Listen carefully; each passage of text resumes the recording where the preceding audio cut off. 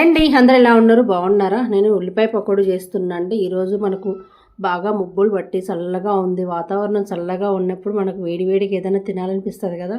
అది అందులో మన ఇంట్లో చేసుకుని తింటే ఇంకా బాగుంటుంది కాబట్టి నేను ఏం చేశానంటే ఒక 4 ఉల్లిపాయలు, పెద్ద సైజు ఉల్లిపాయలు సన్నగా కట్ చేసుకొని ఒక గిన్నెలో వేసుకొని దాంట్లో కాస్త పసుపు, కరివేపాకు, కొత్తిమీర అన్నీ వేసుకుందామంటే అన్నీ వేసి మన పిండి వేయకముందే చక్కగా కలుపుకుందాం. మంచిగా ఉల్లిపాయలు కూడా పిండి వేయకముందే కరివేపాకు, పచ్చిమిర్చి, కొత్తిమీర, పసుపు, ఉప్పు సరిపడంత ఉప్పు వేసుకొని ఇట్లా చక్కగా మంచిగా ఉల్లిపాయలు బాగా పొడి పొడి వచ్చేలా గట్టిగా కలుపుకుందామండి. మన చేతికి బలం ఉన్నంత వరకు కలుపుకుందాము.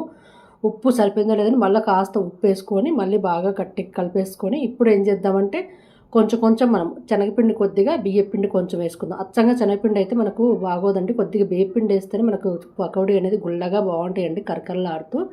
నేను ఇప్పుడు ఏం చేస్తాను కొంచెం బియ్యపిండి వేస్తాను కదా, ఒక 2 గుప్పెళ్ళమైన బియ్యపిండి వేస్తానండి.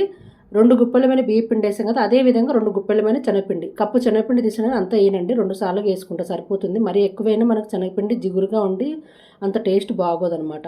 అందుకని చెప్పేసి నేను శనగపిండి ఇది 2 సమానంగా వేసుకొని ఇప్పుడు పచ్చిమిర్చి కూడా కొంచెం పచ్చిమిర్చి వేసేసుకొని సరిపడంత కారానికంటే కారం వేయకుండా కొద్దిగా వాటర్ వేసేసుకొని, ఎక్కువ అక్కర్లేదండి, ఒక్కసారి కొంచెం మన చేయి గడిగినంత అనే వాటర్ వేసేసుకొని చక్కగా మంచిగా మన చపాతి పిండి ఎలా కలుపుతామంటే అలా కలిపామనుకోండి పకోడీ కరకరలాడుతూ చక్కగా వస్తుందండి.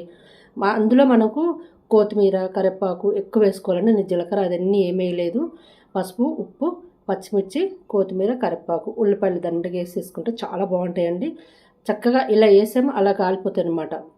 ఎందుకంటే మనకు శనగపిండి ఎక్కువ వేసి ఉల్లిపాయలు తక్కువ వేసేసుకుని పిండి ఎక్కువ వేసామనుకోండి మనకు పిండి పిండిగా ఉంటుంది, పకోడీ అంత టేస్ట్ అనిపించదు.